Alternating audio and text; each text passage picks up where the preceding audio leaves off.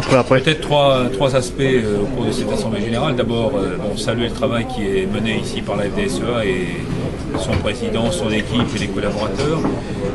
Deuxième message, évidemment revenir sur tous les sujets qui font l'actualité du moment, la loi d'avenir, la PAC, tous les sujets de la relation agriculture-environnement, la simplification administrative.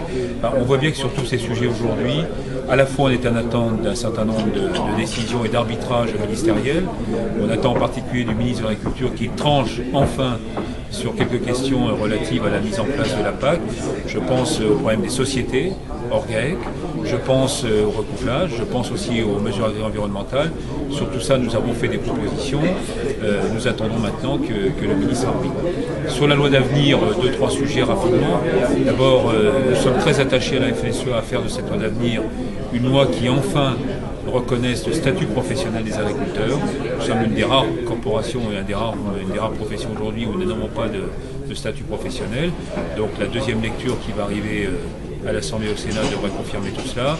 Un travail également sur les interprofessions dont nous avons besoin aujourd'hui.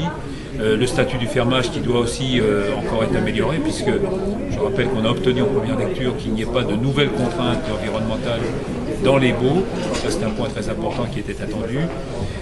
Et puis peut-être un éclairage également sur la situation internationale. J'ai rappelé en troisième lieu ce matin que nous étions très attentifs aux négociations commerciales, en particulier avec les États-Unis, ce qui nous renvoie finalement à deux sous-questions. D'une part, l'avenir de l'Europe. Le vote hier qui a marqué quand même un tournant historique dans les élections européennes doit être analysé. Nous faisons bien, nous, la différence entre ce que l'Europe doit nous apporter aujourd'hui, en particulier en matière de convergence sur la fiscalité, sur les relations sociales, sur le niveau, par exemple, de prélèvements sociaux à l'intérieur de la zone euro, sur les questions environnementales. Il faut harmoniser tout ça au niveau de l'Europe et ne plus nous pénaliser nous-mêmes. Et puis, deuxième sous-question, et celle-là, c'est à la France de régler son problème. On a aujourd'hui un handicap de compétitivité qui est souvent la cause ou la conséquence exactement de mauvaises décisions, de décisions inappropriées qui ont été prises en France. Je pense en particulier là aussi au niveau des charges qui pèsent sur les salaires. Je pense à la surtransposition de directives européennes qui sont souvent beaucoup plus contraignantes en France que dans d'autres pays d'Europe. Je pense aussi évidemment à tout ce qui est lié à la simplification administrative sur laquelle nous avons des attentes fortes. Est-il par exemple normal qu'on attende 3 ans, 4 ans quand on décide d'un projet de méthanisation de pouvoir mettre son chantier à l'œuvre?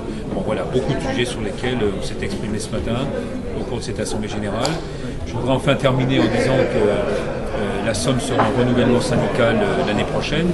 Il est important que de nouveaux dirigeants aient aussi pour ambition de candidater pour le conseil d'administration, pour le bureau.